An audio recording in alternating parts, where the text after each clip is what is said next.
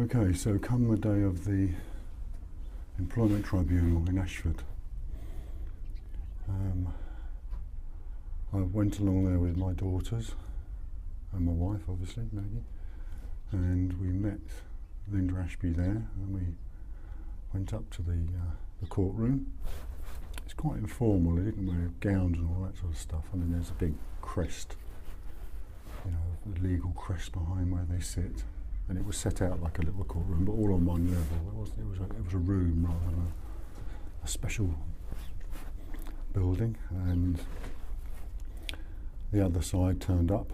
All the witnesses turned up, and the guy that was doing it was a bloke called Smith, Robert Smith, or I think his name was Robert Smith. He was the new bursar.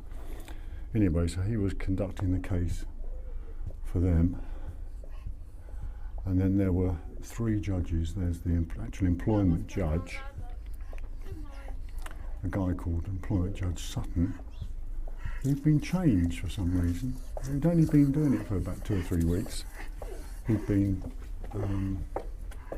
swapped in for somebody else who was originally going to do it, who dealt with the earlier stages. And then there were 2 other judges, 2 women either side, who were lay judges. One's an ex-employer and one's something to do with the union. So that's what the tribunal consisted of. Anyway, the format was, you know, I would interview all the witnesses would give a statement, and then I was allowed to cross-examine them, their witnesses, and then Linda and I would make statements, and then their guy could cross-examine us, and obviously the judges could come in as well. So I wasn't allowed to interview Linda, for example, ask her questions. Anyway, that was the format. And we got off to a start with Julia Mitchard, the head of IT. And so she gave her statement, which I think I've already talked a little bit about in detail. So I was able to question her on what she said in the statement. And I said, I can't remember the order I did it in, but it was, I asked her about she said I wasn't following protocols, and I said, well, you know, have you got a list of protocols I wasn't following? Was I ever given a list of, you know, bearing in mind that Paul and I had never used PCs, well, you know, what guidance were we given? And she couldn't answer that because we weren't given any training. I said there doesn't seem to be any list of protocols which I couldn't follow. You know, we were trying to work the same as we'd done in the past, which had been okay. And I said about her coming over and supporting me to start with, the very first time she came over. And she said she didn't remember it. And I said, oh, that's extraordinary, because you found this thing, this event log. She said, I don't remember that. And I said, well, if you look in the bundle of evidence, you know, page whatever it was, it's there. And she said, I don't know what that means. I said, well, hang on a minute.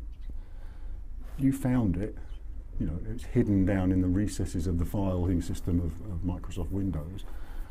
And you told me what it meant. She said, I don't know what that means. I said, it was extraordinary, really, because I said, you said you're a big noise at a bank. Surely you know what this means. Anyway, she wouldn't have any of that. So that was the first thing. So I thought, this is the way it's going to go, isn't it? Exactly what the unions had said. These people would just lie about it. But I thought that was a difficult one to. I don't know whether the judges believed that she didn't know what those things meant. What was it? IO conflict. Anyway, that was that. And then she was talking about the event of when the junior school kids came in, and she said I was shouting uncontrollably at one particular boy, and she was concerned with his safety, so she pretended she was still working on the computer to stay in the room.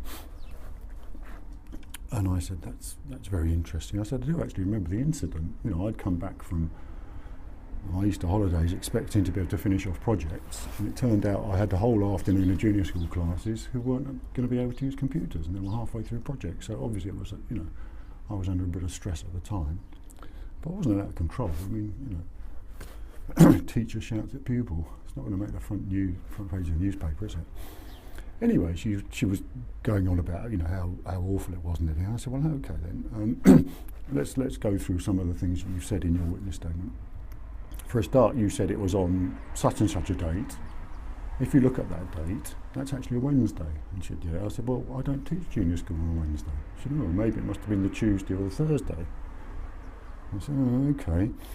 What, the day before the day after? She said, yes. I said, well, unfortunately, I was in Ireland on those days, sitting under a cloud of volcanic ash. And she went, oh, maybe it was the following week. I said, well, you know, this had such a profound effect. You said you wrote it down in your diary. You haven't produced the diary. You must have written it down, you know, a week before I did it, from what it sounded like. Anyway, that was that. And I said, the other thing is, presumably, you know, you were so shocked and horrified by this incident, you immediately went and reported to the headmaster. She went, no. I said, what about the master of the junior school? She said, no. Deputy heads? My head of department, did you mention it to Kathy? Oh, no. I said, I mean, it was just rubbish. It's just rubbish. Anyway, so that was Julia Mitchard, done and dusted. And then we had Kathy Thrush, or Kathy Lloyd as she was then. She became Kathy Lloyd. And she said, she did her, it was a very, very thin witness statement really she gave. And I said, you know, historically, how have we got on? I said, we've got on very well. I said, have you ever had to talk to me on disciplinary matters at all? She said, no. And then we got onto the computery stuff. And I said, you know, when Paul and I had our previous computers, how often did we complain about them going wrong or failing? And she said, I don't remember. I said, oh, okay. And where do we get them? Where do we get the old Apple computers from? She said, I don't remember. I said, well, you don't remember us driving up to London and getting them? She said, no. Okay. Do you know why we had to get? Do you remember why we had to get rid of those? No, I don't remember. You don't remember Tim saying that Paul and I would be fined and put in jail for using that software? She said, I don't remember. Oh, okay.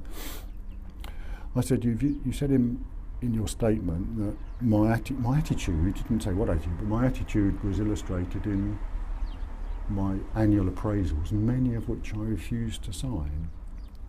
I said, why haven't you produced any of those in evidence? She said, I couldn't find them. I said, well, you could remember them then, what they said in there. And I said, how many did I have? You were my head of department for what? 14 years or something? Did I have 14 appraisals? She said, I don't remember. Oh. Anyway, I said, did any of my appraisals ever say anything about my behaviour or conduct or discipline? And she said, and she was umming and ahhing about it. I said, okay, let's go on to the next bit about, according to Janetmundo, who's you've signed to say you agree with her statement, you said that you'd leave if I came back. She said, I don't remember. I said, okay, well, I'm asking you now, if I'd have come back in September, would you have left, remembering you're under oath? And she said, well, no. And I said, would you have done a grievance procedure? She said, no. I said, okay. I said that, Janetmundo said I'd become alienated from members of staff, which you said you agreed with when you signed it. Can you give any examples of anybody who said they wouldn't work with me? He said, no.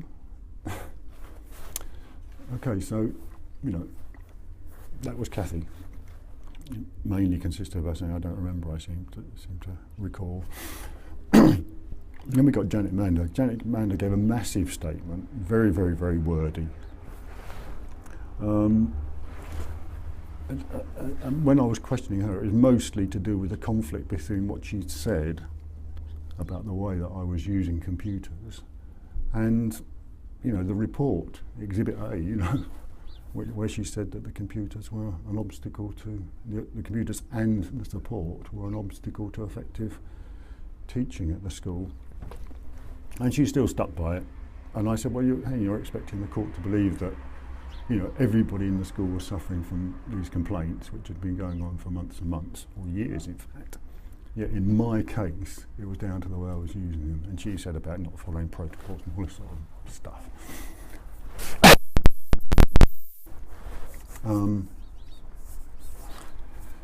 So that was that bit, and I said there's various examples. You said in your witness statement that I was ranting about a printer not working, it was greyed out, and you said when we were having a meeting, we simply pointed at the right printer and it was okay. And I said, but you're missing the point, Kathy. Janet, the point was, the printer I was pointing at, I wanted to work, was the A3 printer in the other room, not the printer sitting on the desk next to me. That's the whole point of the network. And I said, you said that I wouldn't try different versions of software, and if you look at page 69, 70, 71, 72, you can see I downloaded a new version, it crashed. The next day I downloaded another version, it crashed. 2 days later I downloaded another version. So, anyway, so she wouldn't really have that. And then I said, we've got a big staff. How many teachers? 70 probably on the senior school and junior school. You said many of them won't work with me. How many is many? 20, 30, 40. And she went, oh, it's just, blah, blah. I said, can you name anybody? You said, they wouldn't work with me. And she couldn't. So that was that. And I said, you said that Kathy said she would resign if I came back, and Kathy has just said that she wouldn't have done that. You said that Paul Goodem would have left if I'd have gone back. And I've actually got an email from him saying, and that was in the bundle, which said, there's no way I would give up my job for you, because when I was asking him to be a witness, because I would never get another job because I'm not a qualified teacher. So I said, what you're saying is rubbish, really, isn't it? And she said, oh no, because when I had a meeting with Paul, I wrote it all down in a book. As soon as he left, I said, well, where is that? And he said, well, I can't find it. My study's in a mess. So it was all very, very pathetic, but no evidence at all, really. And then we came to Jeremy Gladwin, who was back from illness, in order to attend this tribunal. And it was really quite extraordinary, his testimony, because just about everything he said, apart from his name at the beginning, was a lie. He was just lying through his teeth. I mean, I couldn't believe it. What were we talking about first? Oh yes, he said about me having a long history of aggressive and challenging behaviour against staff and pupils. I said, those are serious accusations. There's nothing more serious. Remember staff being aggressive to another one. I said, it's unheard of. I said, can you explain why I haven't had a single disciplinary, not even a verbal warning, as a result of these incidents? And then he put, big sad eyes. He says, oh, it's my fault. If only I'd been harder with you, then, we wouldn't be in this situation. I said, well, okay, then, very laudable of you.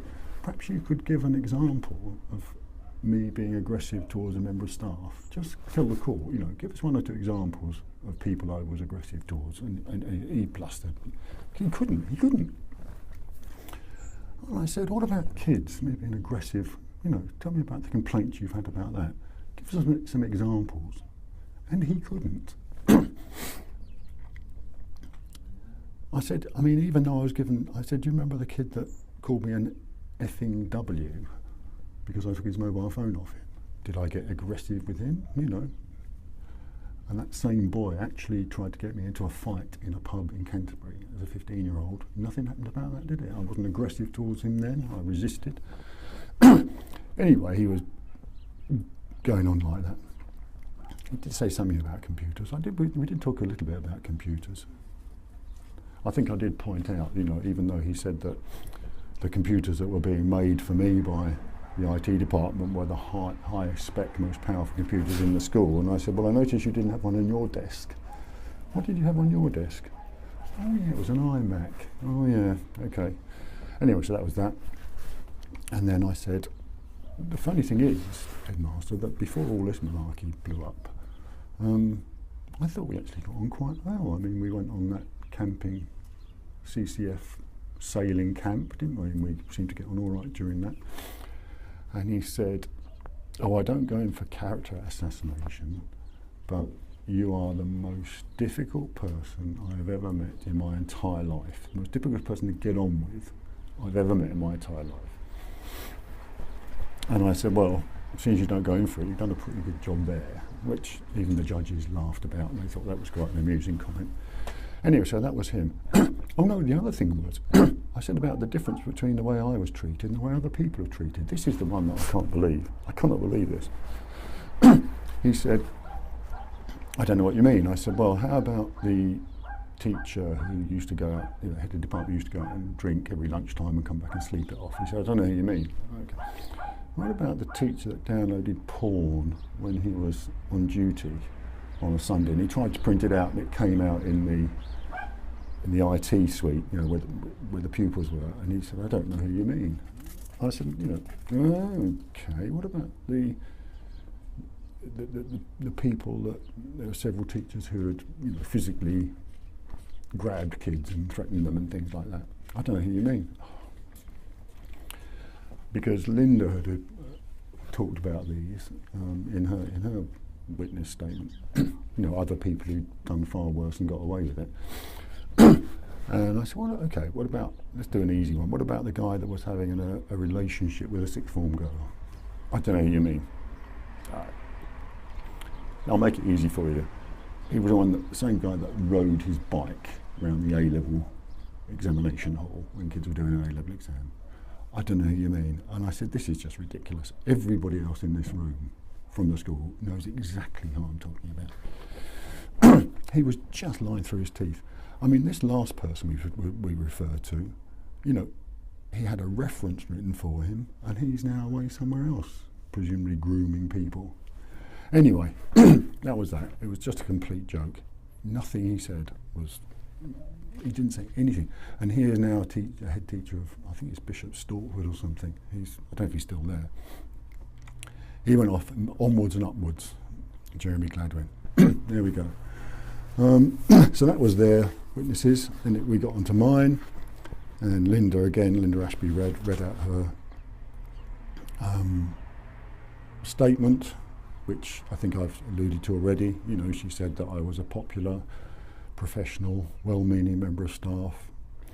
She said she was a bit of a gossip and she liked to keep her ear to the ground, and she said if anybody didn't get on with me, she would have known about it. As far as she knew, everybody was happy to work with me. She said that people that knew about my problems with the computers were sympathetic because everybody else was suffering the same. She said that quite a few times in her department they would have two lessons organised in case the computers failed, which they often did. And then this Mr. Smith started to question her, and of course I felt almost sorry for him really, because he didn't start at the school until during the summer holidays after I'd been suspended, so he didn't know anything about the school or the history on it. And he started asking, he said, Mr. Lund was talking about, this bloke who was having an affair with a girl, and this bloke, these people that were drinking. Do you know who he's talking about? Ho sort of thing, pulling at his braces. And she said, yeah. She said, quite a few of those were in my department, and the headmaster and I had to deal with them. So that really came off at the knees. I mean, it was just. So I mean, that was that. Then I was put, anyway, so she did a really good job, Linda. And the nice thing was, when he asked her a question, she answered it, but then she went on to expand. She said the way that the situation had been handled was appalling. It's a good job Kathy had left by then, so she wasn't listening. Because, I mean, Linda was very scathing about Kathy's role as head of department. She said, can't believe that Steve didn't know about this report, seeing as he featured in it, probably more heavily than anybody else. She said this situation would never have happened in my department because we would have dealt with it much before them. I would have been far more proactive in getting things sorted out. So that was that. And then it was my turn, and I read my statement. It's funny because I've asked Maggie and I've asked Alice, who was there for both days. We can't really remember much what they said. I wasn't on the stand for very long, but there wasn't really much for me to say, really. I think the judges were asking me more questions. They were saying about something about my. Was I a sort of zealot or something for Apple computers? And I said, well, obviously I think they're the best because they're the most robust and we'd use them and they will work. But I said I wasn't, to suggest that I was deliberately sabotaging my lessons. I mean, what was it? There were 200 described, in this folder. I had the folder with me. It wasn't. I mean, parts of it were in the bundle, but I couldn't put the whole lot in the bundle. I said it's ridiculous to suggest something like that. I wanted working computers, and I said there's nothing. They've produced no evidence to say that I was actually asking for computers. There was no documentary evidence saying I must have apples or I want apples. In fact, the only, there was a specification from 2007, I think, or beginning of 2008, and it was a specification of PCs because I'd been told that's what I had to have. And when they were replaced by this Nicholson guy earlier in that year, there was I was specifying PCs. I said, in fact, at that stage, we couldn't have changed to Apples because we bought a site license or department license for Adobe Photoshop, and so anyway, that was that. And then, what did they say? Oh, the judge did say, is it true to say you still wanted to have Apple computers? And I said, yeah, of course I'd still wanted them. I knew I wasn't going to get them. I just wanted a working computer system. Anyway, that was that. That was the end of the hearing. We were disappeared to go off and await the verdict. Oh, one thing I forgot to mention. On the first day, this character came up. Not from either side, and he said, "Oh, I'm training to be a lawyer. Would it be all right if I sit and watch?" I said, "Well, of course it's open." He said, "I said it's an open court. Anybody can come and sit and watch." He said, "It's just polite to ask." And I said, "Yeah, I'm entirely happy for you to do that," which he did. And when we finished on the second day, at the end of the second day, when we left, he came up to me. He said, "You've walked it." He said, "They didn't lay a glove on you," using boxing parlance. So, overall, given the physical evidence that we presented in the bundle, and the witness statements and things, and what information I had extracted out of them, by questioning, we were quite buoyant, really, about it, the whole family. Okay, so. Wait for the next thrilling episode to find out what happened.